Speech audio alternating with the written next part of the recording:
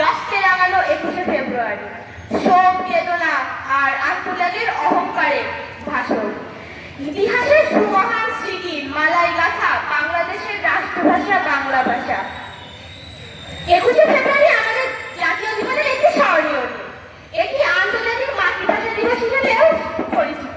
1952 সালের এই দিনে বাংলা ভাষার অধিকার প্রতিষ্ঠার জন্য বাঙালি জাতিরা এক অনিবার্য সংগ্রাম প্রতিষ্ঠা করেন এবং নিজেদের জীবন উৎসর্গ করেন।